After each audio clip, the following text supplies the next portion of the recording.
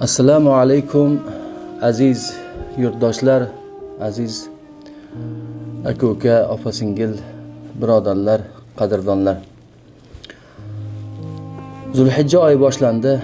Dunyo hojilari qatori mamlakatimiz hojilari ham Makka-i Mukarramaga, Madina-i Munawvaraga yetib olishdi. Hozir ayni muhim bir mavsum. Endi ana shu mavsumning ustiga yana bir katta quvonchlik xabar, butun elimiz, xalqimiz, ayniqsa yoshlarimiz kutayotgan narsa bu 5-iyun kuni, joriy yilning 5-iyun kuni Birlashgan Arab Amirliklarida bo'lib o'tadigan va O'zbekistonimiz terma komandasi, terma jamoasi o'yin bo'ladigan kun. O'sha kuni butun dunyoning e'tibori ikki maydonga qaraydi. Biri ulug' maydon, Alloh taolo muqaddas deb e'lon qilgan maydon. U kuni Arafa kuni. Arafat tog'ida dunyo hojilari jam bo'ladi. Duolar qabul bo'ladigan kun. Ikkinchi maydon esa bugungi kunda dunyoning yangi bir siyosatiga aylangan, millionlagan odamlarning o'yini desa ham bo'ladi. Futbol bo'ladigan maydon. U maydon Birlashgan Arab Amirliklaridagi maydon bo'ladi. U maydonda bizning hamyurtlarimiz, butun elimiz ko'z tikib qarab turgan, faxrimiz, bizning sha'nimizni himoya qilish kerak bo'lgan, O'zbekiston xalqiga katta quvonchni, xush xabarni olib kelishi mumkin bo'lgan o'yin bo'ladi. O'sha o'yin uchun terma jamoamiz o'yinchilari maydonga tushishadi. O'sha kun dunyo hojilari Arafat tog'ida, Arafa kuni duolar qabul bo'ladigan, hajning farzi bo'lgan kunida Alloh taolodan qanday duo qilib, nimani umid qilsalar, xuddi shunday Parvardigor olamdan Birlashgan Arab Amirliklaridagi stadionda bo'ladigan o'yindan ham biz shuni kutamiz va Alloh taolodan g'alaba so'raymiz. Chunki aynan o'sha o'yin O'zbekistonimizni, aziz O'zbekistonimizni, vatanimizni jahon chempionatiga olib chiqadi. Buning uchun biz yoshlarimizga alohida duo qilamiz. Ulardan fidokorlik talab qilinadi. Ozgina fidokorlik.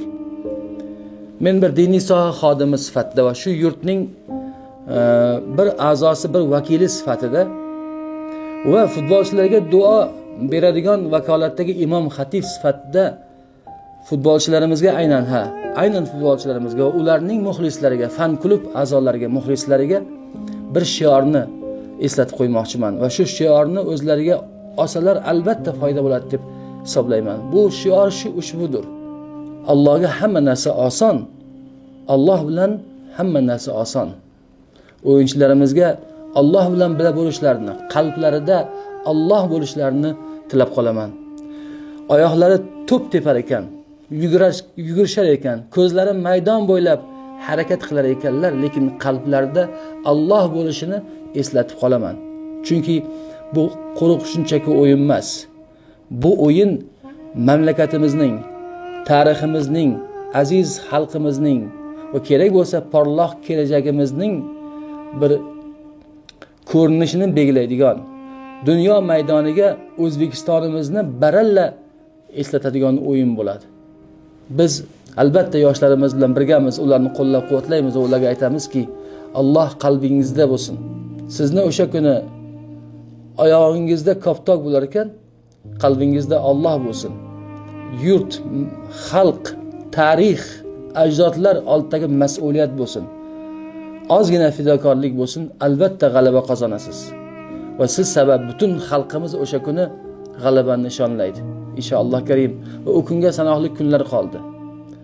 Va bugun juma kuni, muborak Zulhijjaning ilk juma kuni kamina xodimingiz butun mamlakatimiz imom xatiblari nomidan hozir haj mavsumida yurtimiz hojilariga rahbarlik qilayotgan muftiy hazrat va u kishi boshliqlaridagi ulamolar hay'ati nomidan duoga qo'l ochmoqchiman. Bismillahirrohmanirrohim. Alhamdulillahi robbil alamin. Va sallallohu va sallama ala sayyidina Muhammad va ala alihi va ashabihi ajma'in. Ighfir lana ya Robbana karim. Parvardigor olam, senga hamdlar bo'lsin. Bizni ana shunday kunlarga muvaffaq aylayapsan. Bizni Arafat maydoniga muvaffaq aylayapsan. O'yinchilarimizni, futbolchilarimizni, yoshlarimizni dunyo maydoniga futbolga muvaffaq aylayapsan. Parvardigor olam, hojilarimizdan hajlarini qabul qilganingdek, avvalo hajni hojilarimizga oson aylaganingdek, futbolchilarimizga o'sha kungi o'yinni oson qilgin. O'sha kuni futbolchilarimizni iqtidorlarini, mahoratlarini oshirgin ey Robbim. Hamma narsa senga oson. Sen bilan hamma narsa osondir. O'sha kuni futbolchilarimiz sen bilan birga bo'lishadi. Ey Robbim, u o'yinni ularga oson qilgin va o'sha kuni g'alaba qozonishlarini o'zing muvaffaq qilgin. O'zbekistonimiz jahon chempionatida ismi zikr qilinib, uning futbolchilari baralla maydonlarda g'olibona o'ynashlarini o'zing nasib etgin. Yurtimizda sport uchun, ayniqsa futbol uchun bo'layotgan harakatlarni qo'llab-quvvatlaymiz. Bu harakatlarni boshda turgan hurmatli davlatimiz rahbaridan, u kishining oila ahllaridan rozi bo'lgin va jumla yordamchilaridan, mutasaddilardan rozi bo'lgin. Sportimizni mamlakatimizda gullatib yashnatgin, xuddi dinimizni, aziz xalqimizni gullatib yashnatganingdek va futbolchilarimizni jahon futbolchilari qatorida bo'lishlarini, balkim ulardan peshqadam bo'lishlarini nasib etgin. 5-iyun kuni Birlashgan Arab Amirliklarida bo'ladigan o'yinda ya Alloh, O'zbekistonimiz futbolchilari uchun, terma jamoamiz va ularning fan klub a'zolari, muxlislari, butun xalqimiz, hammamiz muxlis bo'lib turibmiz. O'zing bizga yor va yordamchi bo'lgin.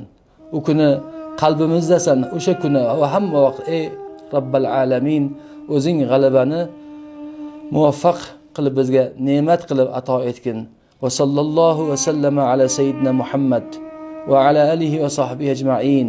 O'yindan g'alaba bilan, shukuh bilan, xursandchilik bilan futbolchilarimizni muxlislar ila salomat qaytishlarini nasib ayla va aziz xalqimiz ularni to'y qilib, bayram qilib kutib olishlarini ya Alloh ko'rishlikni hammamizga nasib qil. Bi rahmatika ya arhamar rohimin. Omad yor bo'lsin.